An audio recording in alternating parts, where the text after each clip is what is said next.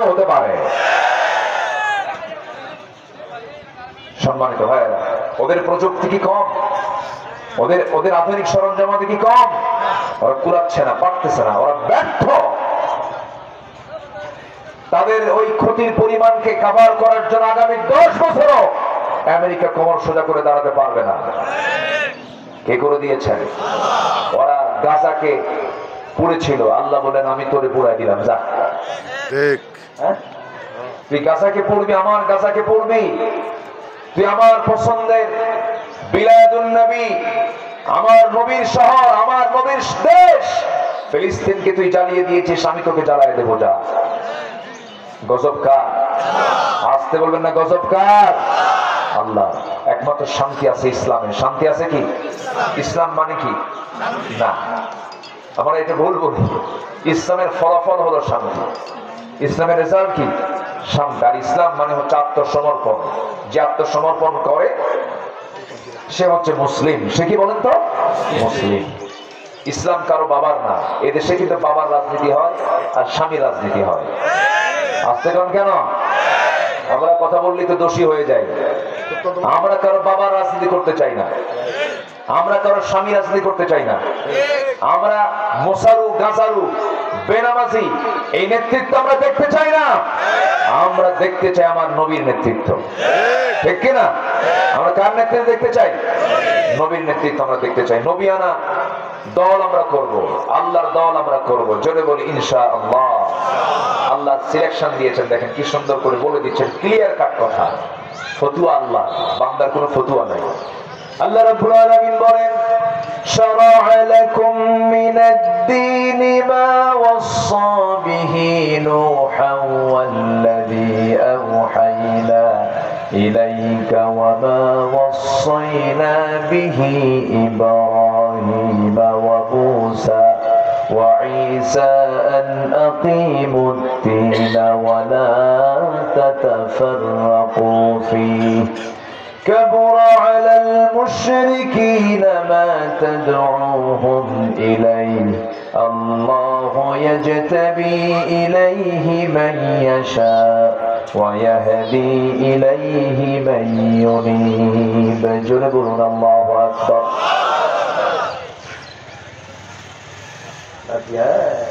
ما شاء الله ও খুব আনন্দিত এতগুলো লোক দেখতেছি আমি ও খুব চিন্তায় পড়ে গেছে আনন্দ না আনবো হ্যাঁ মাশাআল্লাহ ঠিক আছে নানান করে চুপ মেরে বসে থাকো আওয়াজ করা যাবে না হ্যাঁ হ্যাঁ চুপ মেরে বসে থাকো জি মাশাআল্লাহ রাসূল এরকম করতেন নাতিকে কোলের মধ্যে নিয়ে ওয়াজ করতেন সুবহানাল্লাহ বলবেন না রাসূল নাতিকে নিয়ে ধমক দিতেন না আমার নবীজির কাছে বাচ্চারা আসলে খেলা বাদ দিয়ে বসতো রাসূলের সামনে বন্ধুর চাইতে মানে শিশু বন্ধুর চাইতে রাসূলকে বেশি বন্ধু মনে করতো সুবহানাল্লাহ বলবেন না কিছু দাদা আছে না আছে হাসেও না কান্দেও না খালি রাগ করে খালি ধমক দেয় নাতি বুতিরে নাতিও মনে মনে দোয়া করে মরবি কোন দিন কুলখানি খাবে বুঝছেন ঠিক না বিশ্ব নবীর সিরাত ছিল আলাদা আল্লাহু আকবার যার কাছে যেতেন সেখানে মিশে যেতেন নেতৃত্বের যত গুণ থাকা দরকার তার সম্পূর্ণ দিয়েছেন আমার নবীর ভিতরে যদি বলি সুবহানাল্লাহ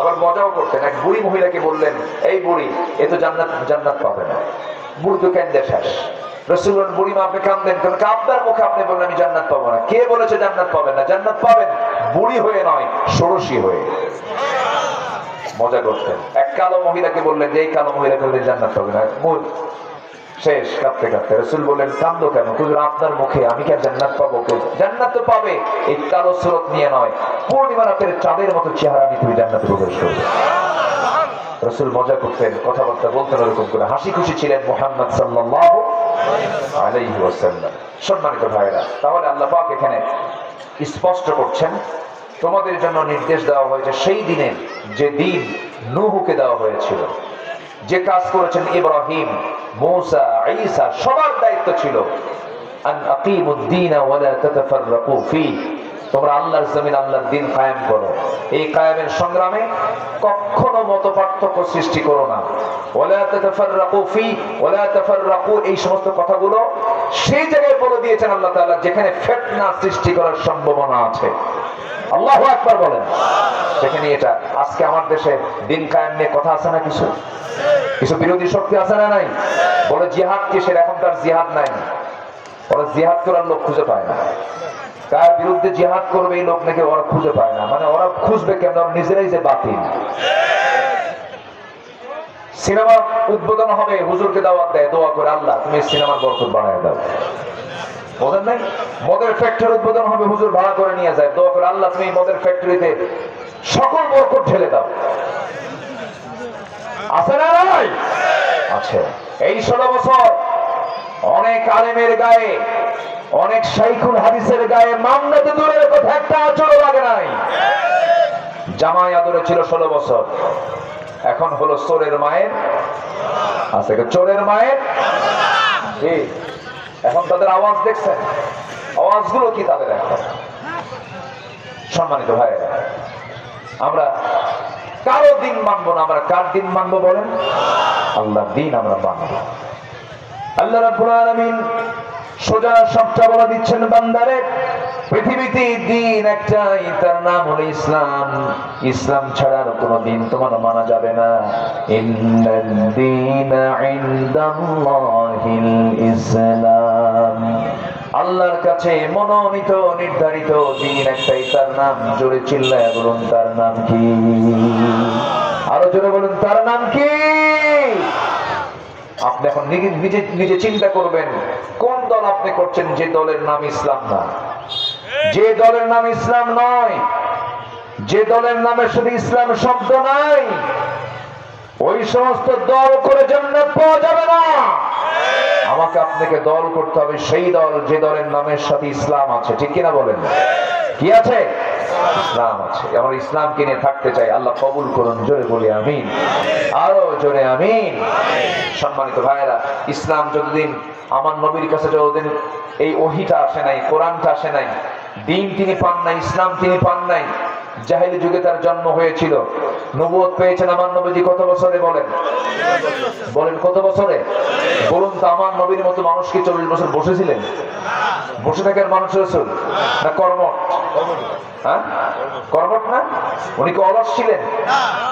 কর্মঠ একজন ব্যক্তি 40 বছর মানে কি কম সময় নয়। চেষ্টা করেছেন, অনেক চেষ্টা করেছেন, 40 বছর পর্যন্ত পারেন নাই, ব্যর্থ হয়েছেন। কেন পারেন নাই? তার কাছে কোরআন আসে নাই। বিশ্ব নবীর মতো যদি একজন মানুষ কোরআন ছাড়া চেষ্টা করে যদি ব্যর্থ হন, আপনি শরীর মধ্যে আপনার চেষ্টায় কোনোদিন আপনি সফলতা পাবেন না। এটাই স্বাভাবিক, এটাই স্বাভাবিক আমার ভাইরা। আচ্ছা, ও আচ্ছা, ঠিক আছে, আবার আসেন, উনি আবার আসবেন ইনশাআল্লাহ। জি, কষ্ট হচ্ছে না তো? আলহামদুলিল্লাহ। আমি কি আলোচনা চালাবো? জোরে বলি ইনশাআল্লাহ। আপনাদের রং তো অনেক সুন্দর, আপনার রংপুরের মানুষ তো, যেখানে রং ছাড়ার কিছু নাই, অনেক রঙের মানুষ আপনারা, বলি আলহামদুলিল্লাহ। দেখেন না কত রং, কাপড় এক একজনের এক এক রকম, টুপি এক একজনের এক এক রকম, চেহারা এক একজনের এক এক রকম, নানা রং বেরং রংপুর, বলি আলহামদুলিল্লাহ। আল্লাহ রঙের কথা বলেছেন, সিবাগাতাল্লাহ ওয়া মান আহসানু মিনাল্লাহি সিবাগা, তোমরা আল্লাহর রঙে রঙিন হও। আমরা কার রঙে রঙিন হব? আল্লাহর রঙে রঙিন হব, জোরে বলি ইনশাআল্লাহ। সম্মানিত ভাইরা, তাহলে রাসূল ইসলাম ছাড়া পারেন না, আমরা কি ইসলাম ছাড়া পারবো? আমরা ইসলাম ছাড়া সমাজ বিনির্মাণ করতে পারবো? রাসূল যেহেতু পারেন না, এটা নিশ্চিত আমরাও পারবো না। আমার নবীজি কোন সমাজে জন্ম নিয়েছিলেন, যে সমাজের মানুষ নিজের মাকে বিয়ে করত? জোরে বলেন, জোরে বলেন। বাপ বিয়ে করছে, সৎ মা তালাক দিছে, পরের দিন ওই সৎ মাকে ছেলে বিয়ে করে নিয়ে চলে আসছে। এত নোংরা। কাবা শরীফ, যেটাকে আমরা কালো ঘর, কালো কাপড় দিয়ে মুড়ানো দেখি, ওটা কাবা। ইন্না আউওয়ালা বাইতুন উদিআ লিন-নাসি লাল্লাযী বিবাক্কা, সেই কাবা শরীফের চতুর্দিকে যে হাজিরা তওয়াফ করে, ওই আরবের জাহেলি যুগের লোকেরা তওয়াফ করত উলঙ্গ হয়ে। কি হয়ে? উলঙ্গ হয়ে। সে যুগের মানুষ একটা ভাঙ্গা পাতিলকে কেন্দ্র করে, মাটির পাতিল, যুগের পরে যুগ তারা যুদ্ধ লাগায় রাখত। যুদ্ধবাজ ছিল একটা জাতি, শততা বিভক্ত জাতি, গোড়া জাতি, বাঁকা জাতি, এক রোখা জাতি। এই জাতিকে আমার নবীজি একটা সুতার কাঠিতে আবদ্ধ করলেন, কিচ্ছু দিয়া নয়, একমাত্র কি দিয়া? আসতে বলবেন না, কি দিয়া? কোরআন দিয়া। আমার নবীর সামনে সাহাবী কাঁদতেছেন, চোখের কোনা বেয়ে বেয়ে টপ টপ করে পানি পড়ছে। রাসূল বললেন, সাহাবী তুমি কাঁদো কেন? হুজুর আমি কাঁদতেছি, আমার পূর্বের জীবনের কিছু গুনার কথা মনে করছি। রাসূল বললেন, তুমি কি ইসলাম কবুল করে ঠকছো নাকি? না হুজুর, আমি ইসলাম কবুলের জন্য বলতেছি না। কি হয়েছে তোমার বলো? হুজুর আমি এমন একটা গুনাহ করছি, আমার মনে হয় এই গুনাহ আল্লাহ পাক কোনোদিন মাফ করবেন না। রাসূল বলেন, তুমি কি গুনাহ করেছো বলো? নবীর সামনে আস্তে করে হাঁটু বেড়ে বসে গিয়ে বলছেন, হুজুর আমি আমার নিজের মেয়েকে নিজের হাতে আমি খুন করে ফেলেছি। রাসূল বলেন, কেমনে কেমনে খুন করেছো একটু বলো তো, বর্ণনা দাও তো। সাহাবীর সামনে বসে গেলেন। আমার নবীজি অনেক লম্বা সময় ধরে তার কথাগুলো শুনলেন। মানুষের দুঃখের কথাগুলো একটু সময় নিয়ে শুনলেও কিন্তু যার দুঃখ, যার মনে কষ্ট, তার কিন্তু অনেক কষ্ট লাঘব হয়। আল্লাহু আকবার বলবেন না? আমার নবীজি মন খুলে শুনলেন। বলো তো সাহাবী তোমার কি হয়েছিল বলো তো। আমার নবীজি দীর্ঘ সময় ধরে সাহাবীদের কথাগুলো শুনতেন, বলতেন, শুনতেন। আমার নবীজি সাহাবীকে সামনে বসায় রাখলেন, বসিয়ে রেখে বলছেন, সাহাবী কি হয়েছিল বলো। হুজুর 6 মাস যখন আমার স্ত্রী গর্ভে আমার সন্তানের বয়স, আমার বউটাকে বললাম যাও তোমার বাবার বাড়ি যাও, সন্তান ডেলিভারি হয়ে আসো, সন্তান ডেলিভারি হয় ছেলে সন্তান হলে পরে নিয়ে আসবে, মেয়ে সন্তান হলে পরে দেখতেই চাই না আমি তাকে জীবন্ত পুঁতে হত্যা করবে, আমাকে বলার দরকারই নাই। আমি এই কথা জানিয়ে দিলাম। আমার বউটা চলে গেল, সন্তান মেয়ে হয়েছে, আমাকে বলল মৃত সন্তান, ডেড বডি, আমার কথা বলল ডেড বডি, মৃত সন্তান হয়েছে। আমি কিচ্ছু বললাম না, কিন্তু মেয়ে সন্তান হয়েছে অন্যের বাড়িতে লুকায় লুকায় বড় করে, সন্তানদের বয়স 6 বছর হয়ে গেছে, আমি জানি না হুজুর। আমার সামনে একদিন হঠাৎ চোখে পড়ে গেল, আমার মতোই কপাল, আমার মতোই হাত, আমার মতোই নখ।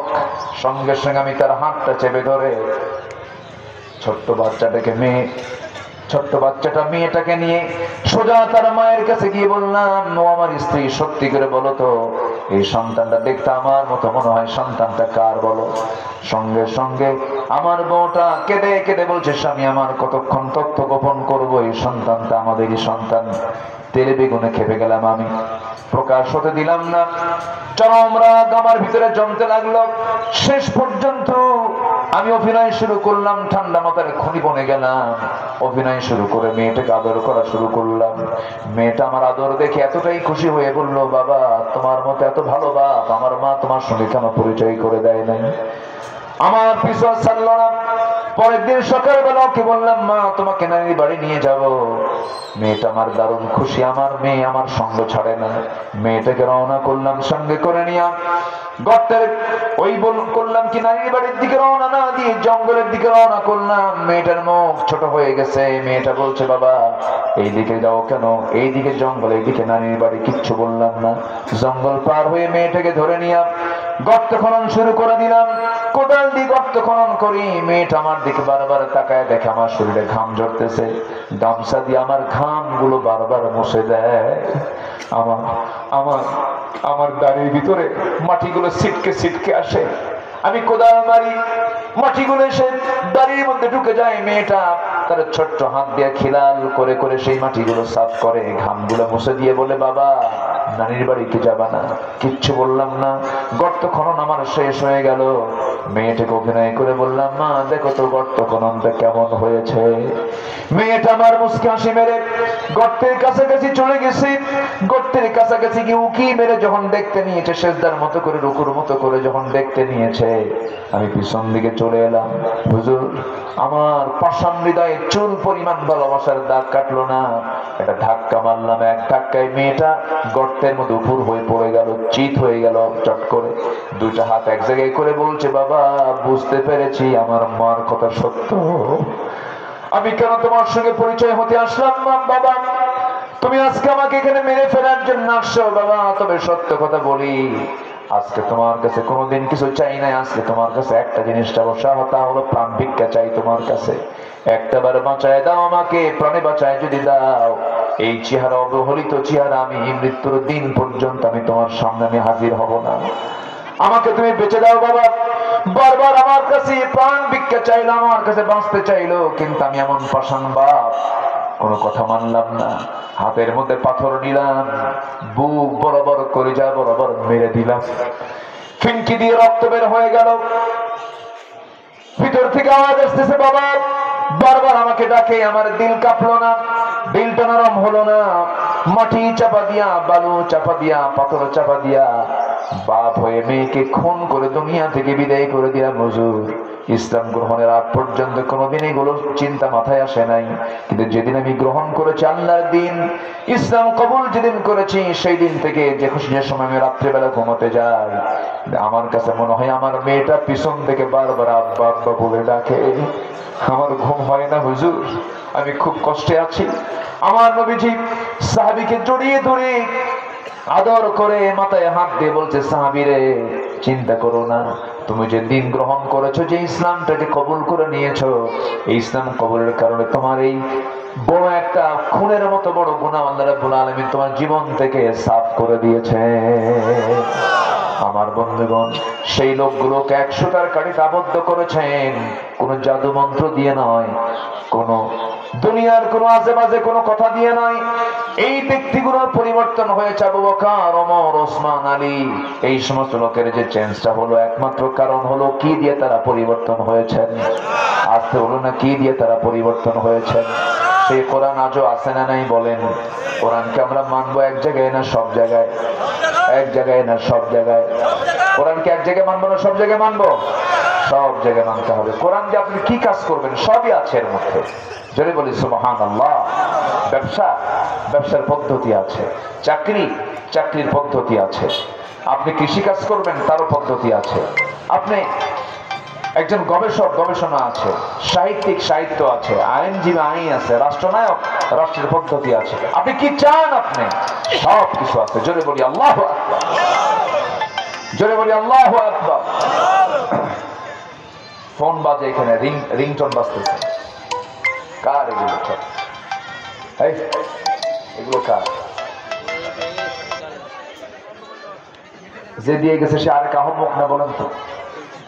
সে দিয়ে যাবে, রিংটোন অফ করে দিয়ে যাবে। আমার দিকে তাকান। কষ্ট পাচ্ছেন নাকি আপনারা? কষ্ট পাচ্ছেন? আল্লাহ কবুল করেন। জোরে বলি আমিন। বহুদিন আগে আপনাদের এই রংপুর অঞ্চলে, এই রংপুর অঞ্চলে কোন এক মাহফিল আমি বললাম, কোরআনে আল্লাহ পাক সব কিছু বলে দিয়েছেন। তো আমাকে এক মুরব্বী সামনে থেকে দাঁড়ায় বলে, হুজুর এর মধ্যে কি আলুর কথা আছে? আলু রংপুরে কি হয়? আলু হয় না? এই তো আশপাশ দিয়েই তো হয়, প্রচুর আলু হয়। আল্লাহ এত বরকত দিছে আপনাদের। আলুতে এখন সবচেয়ে দামি এখন একটা খাওয়া, দামি একটা সবজিতে রূপ নিয়েছে। যে আলু আজ থেকে বেশ কয়েক বছর আগে আমার মনে আছে মঈন আহমেদ বলেছিল, বেশি করে আলু খান, ভাতের উপর চাপ কমান। বলছিল না? বলছিল না? বলেছিল। সে আলু এখন ভাতের চাইতো, চাউলের চাইতো মাঝে মাঝে দাম বেড়ে যায়, 70-80 টাকা পর্যন্ত হয়েছে। তো আপনারা তো বরকতই আছেন। সম্মানিত ভাইয়েরা, এই চিন্তা করে ওই মুরব্বী বলতেছে, হুজুর এর মধ্যে কি আলু আছে? বললাম যে আলু কেন? আলু কি দিয়ে রাখবেন? ও আদাসিহা ওয়া বাসালিহা ওয়া ফুমিহা, আদা রসুন পেঁয়াজও আছে। জোরে বলে সুবহানাল্লাহ।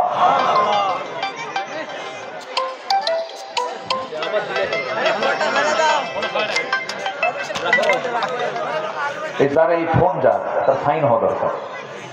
কই ফোনটা নিয়ে গেলেও তো টের পাবে না। দেখতেছি ফোনের মালিক কই?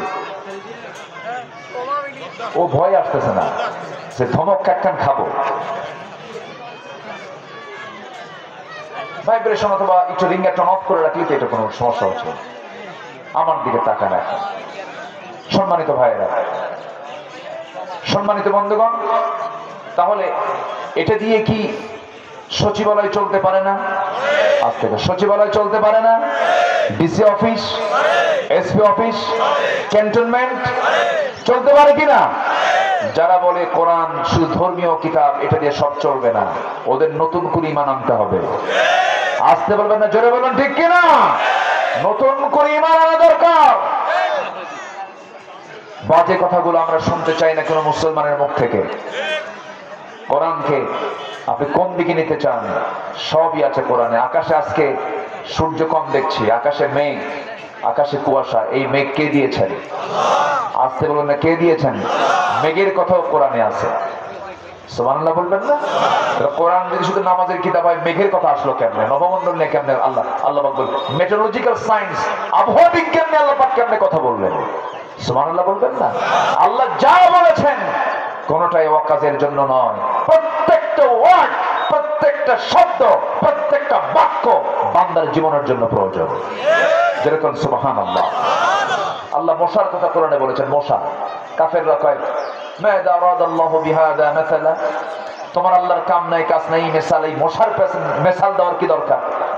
মশার উদাহরণ দেওয়ার কি দরকার?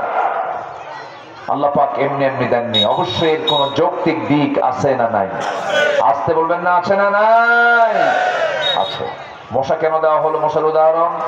আচ্ছা, মশা যদি বেশি খায় ওর হায়াত বাড়ে না কমে? মশা যদি মানুষের রক্ত বেশি খায় ফেলে ওর হায়াত বাড়ে না কমে? এই 16 বছর যারা ক্ষমতায় ছিল তারা কম খাইছে না বেশি খাইছে? মরছে তাড়াতাড়ি, মরছে। উদাহরণ ঠিক না বেঠিক? হ্যাঁ, উদাহরণ ঠিক আছে কিনা? আল্লাহ বলছেন, মশার উদাহরণ দিচ্ছেন আল্লাহ। আবার এই মশাকে আল্লাহ রাব্বুল আলামিন ইস্তি মশা উল্লেখ করেছেন। ইন্নাল্লাহা লা ইস্তাহি আন ইয়াদরিবা মাসালান মা বাউদাতান। ইস্তি মশার কথা বলেছেন কারণ মশা যখন কামড়ায়, পুরুষ মশা কামড়ায় না, ইস্তি মশাই কামড়ায়। কি পুরুষ না মহিলা? খালি মহিলা কে না, মহিলা মশা খাওয়া। মহিলা কি? মশা। বাড়িতে যাবেন, আমরা নাকি খালি কামড়াই, থাকো আমি কামড়াচ্ছি, আরে কি বোধে পড়ে যাবে। মহিলা মশা কামড়ায় কেন? মহিলা মশা কামড়ালে মানুষের রক্তের মধ্যে প্রোটিন আছে, বংশ বিস্তারে মহিলা মশাগুলোই ভূমিকা পালন করে থাকে। আল্লাহ পাক কোরআনের কারীমের মধ্যে মহিলা মশার কথাই বলেছেন বাউদাতান। যারা আলেম ওলামা আছেন, এটা মুয়ান্নাসের হালাত, ইস্তি মশার কথা আল্লাহ পাক বলেছেন। নাম্বার 3 হলো, আচ্ছা মশারি আমরা টাঙ্গাই না মশা মশারি টাঙ্গায়? মশারি টাঙ্গায় কে? কিসের ভয়ে? তাহলে মশা শক্তিশালী না আমরা শক্তিশালী? কেমনে বলে? আমরা মশার ভয়ে জেলখানায় ঢুকি, মশার ভয়ে জেলখানায় ঢুকি। তুচ্ছ ভাবার কোনো সুযোগ নেই। আজকে সবচেয়ে ডেঞ্জারাস রোগী হলো আমার দেশে ডেঙ্গু, চিকুনগুনিয়া। শত শত লোক মারা যাচ্ছে এই সমস্ত রোগে। কিসের কামড়ে? মশার কামড়ে। মশা ঠিক আছে না বলতে? মশার উদাহরণ ঠিক আছে না? আমার বন্ধুগণ, তা আশ্চর্য হওয়ার কিছুই নাই। মশাকে আল্লাহ উদাহরণ হিসেবে দিয়েছেন। এই মশা রাতের বেলা, আপনি শীতের রাতে আপনি ঘুমিয়ে পড়বেন, চতুর্দিকে তাকায় দেখেন একটা মশাও নাই।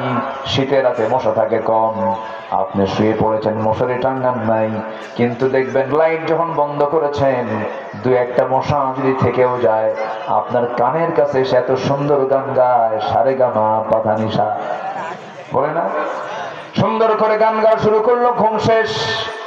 কিন্তু এখন প্রশ্ন হলো, আপনার চোখে ধরা পড়লো না, ওই রাতের বেলা লাইট বন্ধের পরে আপনাকে কেমনে চিনতে পারলো? সায়েন্স বলতেছে প্রত্যেকটা মশা 75 ফুট দূর থেকে টের পায় এখানে কোন সুনি মুদ্দি শুয়ে আছে। আবার মশা যখন কোন বান্দার চামড়ার উপরে বসে, চামড়ার উপরে ডাইরেক্ট সেকশনে যায় না, অপারেশনে যায় না, আগে কি করে অবশ করে নেয়। আগে কি করে নেয়? এটা ইংরেজি একটা মেডিকেল পরিভাষা আছে, অজ্ঞান করে কি বলে এটাকে বলে? হ্যাঁ, অ্যানেস্থেসিয়া। এই তো সব ডাক্তাররা বসে আছে। অ্যানেস্থেসিয়া, আগে অ্যানেস্থেসিয়া করে, অ্যানেস্থেসিয়া করে চতুর্দিকে আগে অবশ করে, সলিমুদ্দিন তোর 14 গোষ্ঠী টের পাবেন, আমি খায়া যাবো। আল্লাহু আকবার বলবেন না? অ্যানেস্থেসিয়া করে হুলটা ফুটায়া তৃপ্তি মতো ওর মন মতো খায় নেয়, প্রোটিন গুলো নিয়ে বংশ বিস্তার করছে। সম্মানিত ভাইয়েরা, এবং কানের কাছে সে ভন ভন করে, এই আওয়াজ কিন্তু তার মুখের নয়, তার পাখার। এই পাখা যে ঝাপটায়, সে 2 পাখা যে ঝাপটায়, প্রতি সেকেন্ডে তার এই ঝাপটানোর পরিমাণ হলো 500 থেকে 600 বার। এটা জোরে কোন সুবহানাল্লাহ। আজ পর্যন্ত পৃথিবীতে এমন কোন মেশিন আবিষ্কার হয় নাই যা মশার পাখার চাইতে দ্রুত গতিতে চলতে পারে। তাহলে মশাকে ছোট কিছু? আরেকটা কারণ বলি, সেটা হলো এই পৃথিবীতে একজন কাফের খুব বাড়াবাড়ি করে আল্লাহর বিরুদ্ধে কথা বলেছিল। আল্লাহ পাক যাকে তার নাকের মধ্যে দিয়ে মশা ঢুকায় শেষ করে দিয়েছিলেন, কামড়ায়া। কে? ওই কাফেরটার নাম কি? তাহলে আল্লাহ পাকের উদাহরণ দেওয়া কি ঠিক না ব্যাঠিক? ঠিক আছে কিনা? আল্লাহ পাক মাকড়সার কথা বলেছেন। কিসের কথা বলেছেন? মাকড়সা। মাকড়সা কার ঘরে থাকে? আসতে কয় আমার আপনার ঘরেই তো থাকে। আল্লাহ এই জন্য বুঝাচ্ছেন যে ওই মাকড়সার দিকে চায় থাকে, বুঝেন না? তোমার ঘরে যেহেতু এই মাকড়সা থাকে, আমি আল্লাহ তাআলা একটা সূরা নাযিল করলাম, তার নাম কি? মাকড়সা। আনকাবুত তো আরবি, তার নাম কি? সূরাতুল আনকাবুত, মাকড়সা। তাহলে আল্লাহ পাক একটা সূরার নাম যেহেতু দিলেন এই প্রাণীর নামে, তাহলে এই সূরার এই প্রাণীর ব্যাপারে একটা রহস্যময় অবশ্যই একটা কিছু আছে না নাই? আছে। আল্লাহ রাব্বুল আলামিন বলেন, মাসালুল লাযীনা ইত্তাখাযু মিন দুনিল্লাহি আউলিয়া কামাসালিল আনকাবুত ইত্তাখাযাত বাইতান ওয়া ইন্না আওহানাল বুয়ুতি লাবাইতুল আনকাবুত লাউ কানু ইয়ালামুন। জোরে বলুন আল্লাহু আকবার। কাফেরদের দৃষ্টান্ত হলো, যারা আল্লাহকে গার্ডিয়ান না বানায়া অন্য কাউকে গার্ডিয়ান বানাবে, অন্য কাউকে অভিভাবক মনে করবে, মুরব্বী মনে করবে, গার্জিয়ান মনে করবে, আল্লাহকে বাদ দিয়ে অন্য কাউকে যারা ওলি বানাবে, আল্লাহ বলছেন তাদের দৃষ্টান্ত হলো মাকড়সার মতো। ব্ল্যাক রেডো নামে মাকড়সা আছে, অনেক ধরনের মাকড়সা আছে। এই মাকড়সার উপরে জুলজি ডিপার্টমেন্ট গবেষণা করে দেখেছে, স্ত্রী মাকড়সা এবং স্বামী মাকড়সা যখন তারা যৌন মিলনে মিলিত হয়ে যায়, যৌন মিলনে চলে যায়, ইন্টারকোর্স যখন কমপ্লিট হয়ে যায়, স্ত্রী মাকড়সার মধ্যে চরম খাদ্যের সংকট সৃষ্টি হয়। সেই খাদ্যের সংকট সৃষ্টিকে পূরণ করার জন্য, খাদ্যের সংকটকে পূরণ করার জন্য স্ত্রী মশা শেষ পর্যন্ত স্বামী মশাকে কামড়ায় মেরে ফেলে, তার দেহ বসে সে খেয়ে ফেলে। চিন্তা করেন, আল্লাহ তাআলা কত আগে মাকড়সার কথা বললেন। আমার বন্ধুগণ, যদি কোনো পরিবারে স্ত্রী তার স্বামীকে হত্যা করে ফেলে, সেই সংসার থেকে শান্তির না অশান্তির বলেন। এই জাগতিক জীবনে যারা আল্লাহকে ছাড়া অন্য কাউকে বন্ধু বানাবে, তাদের উদাহরণ হচ্ছে মাকড়সার মতো। মাকড়সার সংসারের মতো কোনো শান্তি হবে না। জোরে কোন সুবহানাল্লাহ। কত আগে আল্লাহ তাআলা এগুলো জানায় দিয়েছেন। অবশ্যই বিজ্ঞান যত উন্নত হবে, কোরআনকে চেনা জানা বোঝা তত সহজ হবে। আল্লাহু আকবার বলেন, আর জোরে আল্লাহু আকবার। আমার ভাইয়েরা, আমার বন্ধুগণ, এই জন্য কোরআনকে আমরা সব জায়গায় ব্যবহার করতে চাই। কোরআন দিয়ে শুধু নামাজ নয়, কোরআন দিয়ে সমাজে করতে হবে, কোরআন দিয়ে রাষ্ট্র করতে হবে। আজকে যদি আমরা আমাদের পরিবারকে কোরআন দিয়ে গড়তে পারতাম, আজকে আমার পরিবারকে ধ্বংস করার জন্য আকাশ সংস্কৃতির মধ্য দিয়া ভারত তাদের সংস্কৃতিকে ঢুকায় দিয়েছে আমাদের ভিতরে। মেয়েদের উলঙ্গ করে ঘর থেকে বের করে দিয়েছে, পর্দার কোনো পরিবেশ নাই। মেয়েরা যে পোশাকগুলো পরে, সেই পোশাকগুলো মুসলিম পোশাক নাই, ইন্ডিয়ান পোশাক। বলেন বলেন বলেন বলেন। আমরা বলতেছি আমরা মুসলমান, কিন্তু সব সংস্কৃতি ইন্ডিয়া দখল করে ফেলেছে। এই সমস্ত সংস্কৃতির আগ্রাসন থেকে বাঁচার জন্য প্রত্যেকটা নারীর হাতে, প্রত্যেকটা মায়ের হাতে, সবার হাতে তুলে দিতে হবে কিসের শিক্ষা? বলুন, আসতে বলুন না, কিসের শিক্ষা দিতে হবে? আমার দাদি ভালো ছিলেন, আপনার দাদি ভালো ছিলেন। দাদির যুগে দাদিরা, তাদের যোগ্যতা ছিল, তাদের কোয়ালিফিকেশন ছিল, তারা কোরআনটাকে সহি করে পড়তে পারতেন। দাদা যেদিন বিয়ে করতে গেছেন, দাদিকে আগে বলেছে কোরআন পড়তে পারো নাকি? কোরআনটা আগে তেলাওয়াত শুনেছে, সূরা ফাতিহা শুনেছে। আর এখন ছেলেরা যখন মেয়েদেরকে বিয়ে করতে যায়, সবাই মিলে আগে প্রশ্ন করে, ল্যাপটপ বুঝো নাকি, কম্পিউটার বোঝো নাকি, অমুক প্রোগ্রাম জানো নাকি, অমুক প্রোগ্রাম জানো নাকি?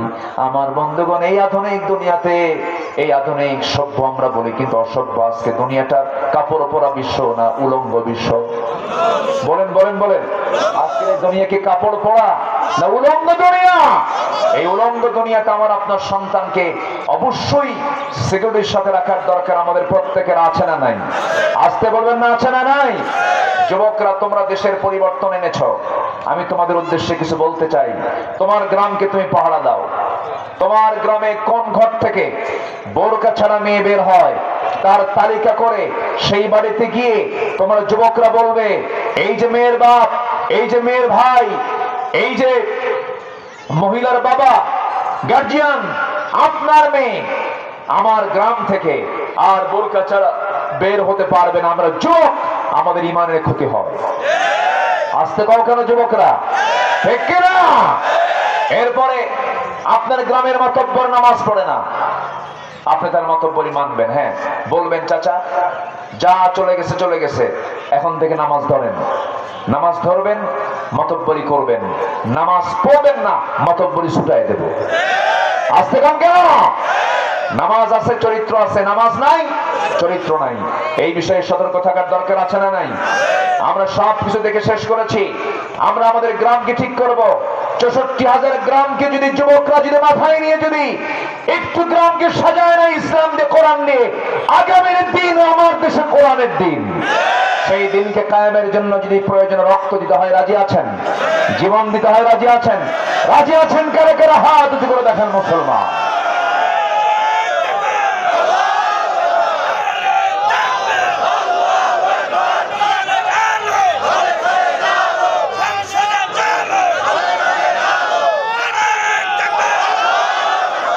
আল্লাহ কবুল করুন, জোরে বলে আমিন, আরো জোরে আমিন। সম্মানিত ভাইয়েরা, সম্মানিত বন্ধুগণ, আমার রাসূল যে দিন প্রতিষ্ঠা করেছিলেন যে রাষ্ট্রে, সে রাষ্ট্রের কিছু আদর্শগত দিক আমি তুলে ধরতে চাই। সময় খুবই অল্প, আমি খুব টেনশনে আছি যে কখন হঠাৎ করে দিবা আজান। আজানের সময় প্রায় হয়ে যাচ্ছে। চাচা কিছু কয় না, ও পানি খাবে। এই যে পানি আছে তো এখানে, এই বোতল টোতল নাই এখানে। আরে মোর এই যে চাচা, এই যে চাচা, এই যে পানি পানি। ও ওনার মাইনাস দরকার, প্লাস না। ওনার কি দরকার? মাইনাস। আমি চাইছিলাম, ভাবছিলাম যে প্লাস লাগে কিনা। যে না, বয়স্ক মানুষ। জি, আল্লাহ তুমি তাকে ভালো রাখো, জোরে বলি আল্লাহুম্মা আমিন। এত সুন্দর মানুষ আপনারা, আলহামদুলিল্লাহ। সম্মানিত ভাইয়েরা, তাহলে আমার নবীজি যে দিনটা প্রতিষ্ঠা করেছিলেন যে রাষ্ট্রে, এই রাষ্ট্রে 1 নম্বর বৈশিষ্ট্য ছিল কি জানেন? সেখানে কোনো শিরকের গন্ধ ছিল না, কবর পূজা ছিল না, মাজার পূজা ছিল না। এটা আমার দেশে আছে না নাই? এটা কি মাথায় নেওয়া দরকার আছে? মাথায় নেওয়া দরকার আছে না নাই? দ্বীনের নামে, ইসলামের নামে যে সমস্ত মাজারে পূজা হয়, যারা এগুলোর জন্য অনুমোদন দেয়, যারা এগুলো করতে প্রমোট করে, তাদের হাত পা ভেঙে গুঁড়ো করে দেওয়া দরকার। ওরা পরিকল্পিত সন্ত্রাস, ওরা পরিকল্পিত কি সন্ত্রাস। ওরা কিন্তু একটা ডাকাত। কিন্তু আমি কেন বললাম জানেন? আমি খান জাহানের রহমতুল্লাহ আলাইহি সেই বাগেরহাটে, সেখানে তিনি শুয়ে আছেন। আমি একদিন ওইদিকে যাচ্ছিলাম, ভাবলাম যে যাচ্ছি সাথে যে কবরটা জিয়ারা করি। সামনে পেলাম কি কবর, পাইলে পরে সালাম দিতেন মুহাম্মদ সাল্লাল্লাহু আসসালামু আলাইকুম ইয়া আহলান। যেগুলো কবর না, ওগুলো যেগুলো মাজার, তাহলে কি করবেন আপনি বলেন? কি করবেন? যেগুলো আল্লাহ রাসূল বলেছেন আসসালামু আলাইকুম ইয়া আহলান কবর, যেগুলো কবর নাম না, মাকবারা না। আমার নবীর কবরের নামও কিন্তু মাজার না, আমার নবীর কবরের নাম মাকবারা, মাকবারাতুন নবী সাল্লাল্লাহু আলাইহি ওয়াসাল্লাম। আমার নবীর কবর মাজার হয় না। আর আমার দেশের বিশেষ লোক মারা গেলে কি হয়? মাজার শুধু না, মাজার শরীফ, মাজার শরীফ। তো এখন যদি মাজার শরীফ দেখেন, তাহলে আপনি সালাম দিবেন কি? আসসালামু আলাইকুম ইয়া আহলাল মাজার। ঠিক আছে? কি করবেন আপনি? আচ্ছা, যিনি শুয়ে আছেন তার তো কোনো প্রবলেম নাই, এগুলো বানাইছে যেগুলো সব শয়তান গুলো বানাইছে। যিনি শুয়ে আছেন তার তো কোনো প্রবলেম নাই। তা আমি ভিতরে ঢুকবো, এরকম মোষ, বাগানো মোষ, আর সালাদ চট পড়ে আমার দিকে ডাকাতের মতো চায় আছে। আমি ডাকাত তো এমনি কই নাই, এত বড় চোখ, গরুর মতো চোখ বানায় আছে আমার দিকে। আমি জুতা হাতে করে নিয়ে আসতেছি, জুতা হাতে করে যাচ্ছি ভিতরে। বাইরে জুতা রাখার পরিবেশ নাই, কারণ আমার দেশে জুতা কি চুরি হয় না। তো আমি ওই জায়গায় জুতো কিনবো কখন আবার? আমি জুতা হাতে নিয়ে, জুতা একটা পোশাক, জুতা কিন্তু একটা পোশাক। কিন্তু আমার দেশের জুতাটাকে কেন মানে একটু মানে সতর্ক রাখা হয় কেন? আমার দেশের মাটিগুলোতে নাপাকি হালতটা বেশি থাকে। উন্নত বিশ্বে কিন্তু জুতাটা পোশাকের মতোই মনে করা হয়। যারা মক্কা মদিনায় গেছেন তারা দেখেছেন অনেকে জুতা পরে নামাজ পড়ে। মানে জুতাটা এমন, জুতা নরম, মুজার মতো, মুজা পরে নামাজ হয় না। তো মুজা যার নাম, জুতাও কি তার নাম। তো মুসার চামড়ার মুজা আছে না নাই? আছে কিনা বলেন? আছে। তো জুতা পরেও নামাজ হবে। জুতা যদি কি হয়, নাপাক মুক্ত হয়, এটাও পোশাক। এটাও কি পোশাক? তো আমি জুতা হাতে নিয়ে আসতেছি, আমার দিকে তাকায় বলে, আপনার তো সাহস কম না, আপনার উপরে গজব নাযিল হবে, আপনি মাজার শরীফে জুতা হাতে নিয়ে ঢুকতেছেন। আমি কি এটা জুতা চোর দেখতেছি? আমি মনে মনে বলতেছি এটা জুতা চোর, ও তো জুতা চুরি করবো, দাম না জুতা চুরি করার। তো বললাম যে আমি জুতা নিয়ে ঢুকবো, সমস্যা কোথায়? কেনা জুতা ঢুকলে এটা মাজারের সম্মান ক্ষুণ্ণ হবে, বাইরে রেখে আসেন। বললাম যে বাইরে রাখবো, দেখবে কে? দেখার কেউ নাই। তুই তো চোর, আমার জুতা চুরি হবে। পরে আমি জুতা হাতে নিয়ে আমি আরেকজনকে বললাম, বিশ্বনবীর কবর জিয়ারা করেছি জুতা হাতে নিয়ে। বিশ্বনবীর কবর জিয়ারা করতে যদি জুতা হাতে নিতে প্রবলেম না হয়, এই জায়গায় জুতা হাতে নিতে সমস্যা কোথায়? দেখিস আমার আর কোন জবাব দিল না কেউ। কয়েকজন ঢুকে সালাম দিয়ে কবর জিয়ারা করে বের হয়ে আসলাম। তোদের মোষের সাইজ দেখে সেই মোষগুলো কি জানেন? একদম বাগানো মোষ, লাল টকটকা। কি খাইছে বলেন? কি খাইছে কোন? এবং ওরা গাঁজা করে সিদ্ধি।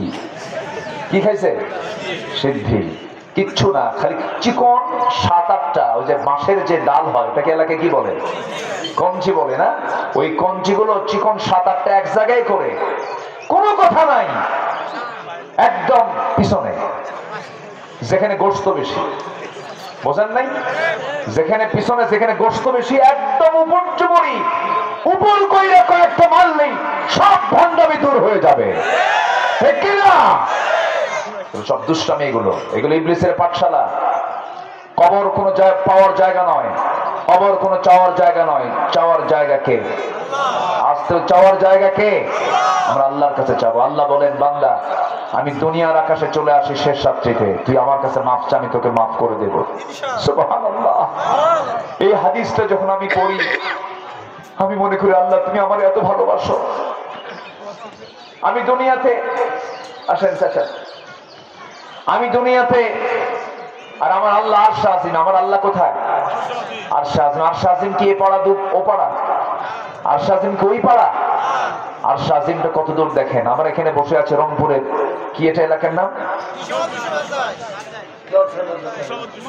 মানজাই। হ্যাঁ, মানজাই আছি আমরা। এখান থেকে আকাশ কয় মাইল বলেন? আকাশে যাওয়া সম্ভব? আচ্ছা, সূর্য 13 লক্ষ গুণ বড় পৃথিবী থেকে। বেটেল জুইস একটা তারকা আছে, যে তারকা সূর্যের চাইতে এক তারকা 33 কোটি গুণ বড়। আবার ওই তারকা একটা না, আল্লাহ পাক 500 বিলিয়ন তারকা রেখেছেন কোটি কোটি গ্যালাক্সির ভিতরে। সুবহানাল্লাহ বলেন। এক একটা গ্যালাক্সির মধ্যে কোটি কোটি 500 বিলিয়ন করে তারকা রেখে দিয়েছেন এক একটা গ্যালাক্সির মধ্যে। বেটেল জুইস, সুপারনোভা, আড্ডা, কত তারকা আছে। মানুষ চাঁদে গেছে। মানুষ যদি চিন্তা করে একটু তারকার দেশে যাব, পৃথিবীর সবচেয়ে নিকটবর্তী তারকা হলো প্রক্সিমা সেন্ট্রাই। প্রক্সিমা সেন্ট্রাই যদি কেউ যেতে চায়, পৃথিবীর কোনো ওই হেলিকপ্টার বিমান দেওয়া হবে না, চেষ্টা করা যেতে পারে নভোযান দিয়ে। তো নভোযানের মধ্যে একটা লেটেস্ট নভোযান একটা আছে পৃথিবীতে এখন, যার ঘন্টার গতি হলো 39,000 কিলোমিটার। অ্যাপোলো 11। এই অ্যাপোলো 11-এ চড়েও যদি কোনো বান্দা রওনা দিতে পৃথিবীর সবচেয়ে নিকটবর্তী তারকার দেশে যদি রওনা দিয়ে দেয়, তার সেই প্রক্সিমা সেন্ট্রাই নামক নিকটবর্তী সেই তারকার দেশে যেতে সময় লেগে যাবে 1,15,000 বছর মাত্র। যাবেন কারা কারা? হাত তুলে। সম্ভব? তাহলে আল্লাহ কত দূর আছেন। এই তো দুনিয়ার কথা বলতেছে, আকাশে যাই নাই এখন। প্রথম আসমানও তো না, একদম কাছের তারকা চোখে দেখা যায়, চোখে দেখা যায় মিটি মিটি করে জ্বলে, ওই তারকার কথা বলছে। আকাশ তো বহুদূর। আর আমার আল্লাহ বলছেন আমি তো আরো দূরে, আমি 7 আকাশের উপরে। সে আল্লাহ বলছেন, বান্দা আমি সে 7 আকাশ থেকে প্রত্যেক রাত্রিতে প্রথম আকাশে চলে আসি। একটু জোরে বলি সুবহানাল্লাহ। কেন আসি? আলা মিন মুস্তাগফিরিন ফাগফির লাহ। কোন ক্ষমা প্রার্থী আছে আমার কাছে ক্ষমা চাবে, আমি তাকে ক্ষমা করে দেব। জোরে বলি সুবহানাল্লাহ। তাহলে তাহাজ্জুদ কি দরকার আছে? তাহাজ্জুদ সবাই পড়েন। আল্লাহ পাক কি অফারটা দিচ্ছেন। আমি এই হাদিসটা পড়ার পর থেকে আমি চেষ্টা করি, নিজের আমলের কথা কখনো বলতে নেই, তবে আমি চেষ্টা করি, ভাঙ্গা চোরার চেষ্টা করি। ইমানদারের জীবনে শুধু 5 ওয়াক্ত নামাজ নয়, আল্লাহর রহমত পেতে হলে তাহাজ্জুদ দরকার, ঠিক কিনা বলেন? তাহাজ্জুদ দরকার। আমরা তাহাজ্জুদটা পড়বো, জোরে বলি ইনশাআল্লাহ। চিন্তা করা যায়, আল্লাহ বলতেছেন আলা মিন মুস্তাগফিরিন ফাগফিরানা, কোন ক্ষমা প্রার্থী আছে আমার কাছে ক্ষমা চাবে, আমি ক্ষমা করে দেব। প্রথম আকাশে এসে আমার কাছে এরকম করে বলেন, বান্দা যদি সেজদায় দেয় তাহলে আল্লাহ কি পরিমাণ খুশি হন। আল্লাহ সেই 7 আকাশ থেকে প্রথম আকাশে সেই কথাটা বারবার বলেন। বান্দার কথার সাথে যদি আল্লাহর কথা মিল হয়ে যায়, ওই বান্দার ঠিকানা জান্নাত হয়ে যাবে। 2 রাকাত নামাজ, 4 রাকাত নামাজ, তাহাজ্জুদ পড়বো না আমরা ইনশাআল্লাহ? আল্লাহ কবুল করুন। ভাইরে, পৃথিবীতে বন্ধু কেউ না। কত রাত, কত সময়, কত ঘন্টা পার করে দেয় এখানে সেখানে। আমরা যদি একটু সেজদায় কাটিয়ে দিতে পারতাম, আমরা যদি সেজদায় যদি একটু আল্লাহকে সময় দিতে পারতাম, কি যে মূল্যবান কাজ এগুলো। একদিন আমরা অবশ্যই টের পেতাম যে আল্লাহ এই কাজগুলো আমরা করে আসছি বলে আজকে আমাদের এই পুরস্কার। আল্লাহু আকবার বলেন। আসুন আমরা এই মস্তকটাকে বেশি সেজদার কাজে লাগাই, জোরে বলি ইনশাআল্লাহ। কাকে সেজদা দেব আমরা? 5 ওয়াক্ত নামাজ পড়বেন কারা কারা, একটু হাত তুলে দেখান দেখি। জোরে বলি ইয়া আল্লাহ, আর জোরে বলি ইয়া আল্লাহ। আমাদেরকে 5 ওয়াক্ত সালাত আদায় করার তৌফিক তুমি আল্লাহ দিয়া দাও। জোরে বলি আমিন, আরো জোরে আমিন, আরো জোরে আমিন। হাত নামান। আজান হয়ে গেছে আরো 7-8 মিনিট আগে। আমি সময় বেশি ক্ষেপণ করব না, কেন আসরের নামাজটা আদায় করা আমাদের জন্য সুন্নত, নফল, ওয়াজিব, মুস্তাহাব না ফরজ? বলেন বলেন। যখন ফরজের হুকুম চলে আসে তখন নফলটা অপশনাল হয়ে যায়, নফলটা অপশনাল হয়ে যায়। এটা না পড়লেও তখন হয়, না করলে তখন হয়।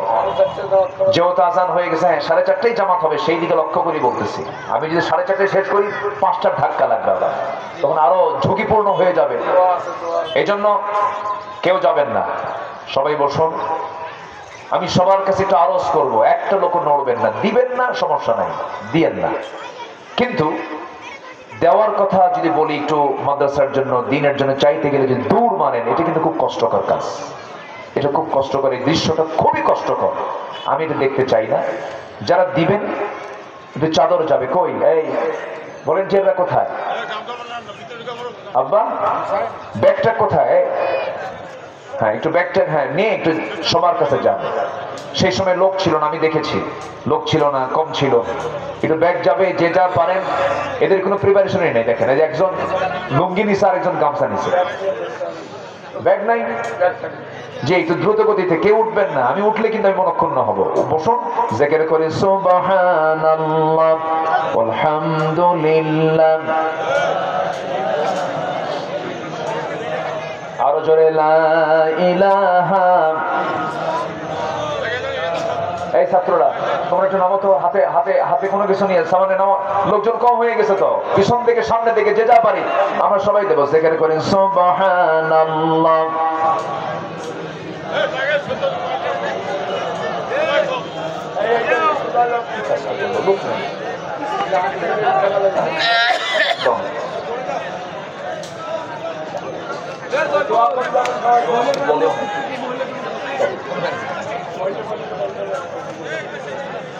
একটু বসুন, আমরা দোয়ার মধ্য দিয়ে শেষ করব। এরপরে মুখে আজান হবে, এখানে জামাতের নামাজও হবে।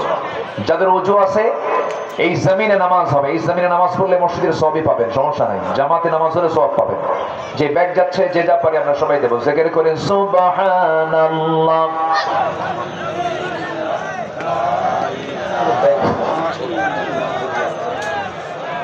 ভাই আমরা আগে না উঠি আমরা না উঠি। এই যে যাচ্ছে দেখেন, আমরা সবাই যে যা পারি সাধ্যমতো দান করার চেষ্টা করি। জি, মহিলা প্যান্ডেলে যারা আছেন মহিলা প্যান্ডেলের কালেকশনটা করে নেন।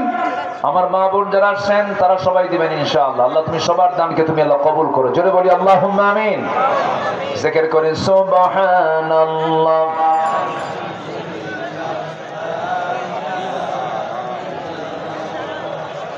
লা ইলাহা। জি, মেহেরবানি করে আমি যা ভাবছিলাম তাই তো মনে হচ্ছে। আর আজান হয়ে গেছে তো পেরেশানি একটা কাজ করে, একটু অস্থিরতা কাজ করে যে আমি নামাজটা পড়বো কখন। একটু বসেন, আমরা দোয়াটা করে দিই, দোয়াটা করে দিই, বসেন সবাই। আমি মুসাফির হালতে আছি, এখানে অনেক দোয়া কবুল হওয়ার মতো লোক এখানে অনেক আছে। আল্লাহর কাছে চা, আব্বা আম্মার জন্য চাই। আল্লাহুম্মা আমিন। ربنا ظلمنا أنفسنا وإن لم تغفر لنا وترحمنا لنكونن من الخاسرين। মিষ্টি বিকেল গধূলি বেলা হাজারো মুসলমান নরনারী নিয়ে তোমার কালাম থেকে কিছু কথা বলেছি, গুনার বোঝা মাথায় নিয়ে কাঙ্গাল ফিকারির মতো দুটো হাত পেতেছি। আল্লাহ গুনার দিকে নজর দিও না, বান্দা মনে করে তামাম জিন্দেগির গুনাহগুলোকে মাফ করে দাও। জনম দুঃখিনী মা, জনম দুঃখী বাপজান যারা চলে গেলেন, জিন্দেগির গুনাহগুলো মাফ করো, কবরগুলোকে জান্নাতের টুকরা বানায়া দাও।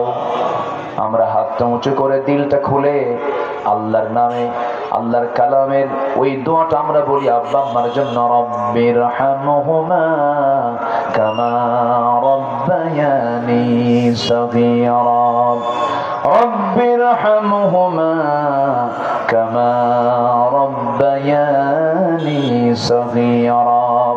বিশেষ করে মাহফিলটার আয়োজন করলেন যারা, শোনার জন্য আসলেন যারা, বিনিময়ে কিয়ামতের কঠিন ময়দান যেদিন কেউ কাউকে চিনবে না, এমনকি মা সন্তানকে পর্যন্ত স্বীকার করে বসবে, যেদিন মানুষ কাঁদতে কাঁদতে চোখের পানিগুলো পড়ে যাবে, চোখ থেকে রক্ত বের হওয়া শুরু হয়ে যাবে, সেই কঠিন মুসিবতের দিন এ মাহফিল সবার জন্য নাজাতের মাধ্যম তুমি আল্লাহ বানায়া দিও। আল্লাহ তাআলা তোমার বান্দাগুলোকে নিয়ে এমন সময় হাত তুলেছি যে সময় গোটা দুনিয়ার মুসলমানদের পায়ের তলায় মাটি নাই। তোমার গায়েবী সাহায্য নাজিল করো, মুসলমানদের বাইতুল আকসা তুমি আল্লাহ মুসলমানদের হাতে তুলে দাও। কাশ্মীরকে বাঁচাও, ফিলিস্তিনকে বাঁচাও আল্লাহ। একটা ওমর তুমি আল্লাহ দুনিয়াতে পাঠায়া দাও। আল্লাহ তাআলা দুনিয়া থেকে কোন দিন বিদায় নেব জানি না, তুমি মালাকুল মউত একদিন আসবে, টেনে হেঁচড়ে আমার প্রাণটা পাখিটা খাঁচার মধ্যে থেকে বের করে নিয়ে চলে যাবে। নিতর দেহ পড়ে থাকবে, টেনে টেনে কবরের দিকে নিয়ে চলে যাবে, কবরে শোয়া দেবে। যারা আমাকে নিয়ে কবরে যাবে তারা আমার ছেলে হবে, তারা আমার ভাই হবে, তারা আমার প্রতিবেশী হবে, কিন্তু কেউ আমার আপন হবে না, কেউ আমাকে ধরে রাখবে না। টেনে হেঁচড়ে কবরের দিকে নিয়ে চলে যাবে, কবরে শোয়া দেবে, বাঁশ চাপা দেবে, মাটি চাপা দেবে। 24 ঘন্টা যাবে না, মাথার চুলগুলো খসে খসে পড়বে। 3 দিন যাবে না, চামড়াগুলো গলে গলে পোকার পেটের খাবার হয়ে যাবে। মাত্র 7টা দিন পেটের নাড়ি ভরে সব চোখ মুখ কান নাক দিয়ে বের হওয়া শুরু হয়ে যাবে, কিম্ভূত কিমাকার চেহারা হয়ে যাবে। এই চামড়ায় কত তেল সাবান লাগালাম, এই মাথার চুলে কত সাবান দিলাম, শ্যাম্পু দিলাম, সব 7 দিনে শেষ। 3 দিনের মাথায়, 3 মাসের মাথায় যখন কবর খনন করে দেখা হবে, কয়েকটা হাড় ছাড়া কিচ্ছু খুঁজে পাওয়া যাবে না রে আল্লাহ। সে অন্তিম সময় যখন চলে আসবে, জবানে জারি করে দিও লা ইলাহা ইল্লাল্লাহু মুহাম্মাদুর রাসূলুল্লাহ। আসসালামু আলাইকুম ওয়া রাহমাতুল্লাহ। ওযু যারা আছে কিবলামুখী হয়ে দাঁড়িয়ে যান, মুখে আজান হবে, মুখে, এখন আর মাইক এখানে না দিয়ে মুখে আজান দিয়ে দেন। নামাজের যিনি ইমাম তিনি দাঁড়িয়ে যান সামনে, নামাজ নামাজ নামাজ, আসসালাত আসসালাত আসসালাত।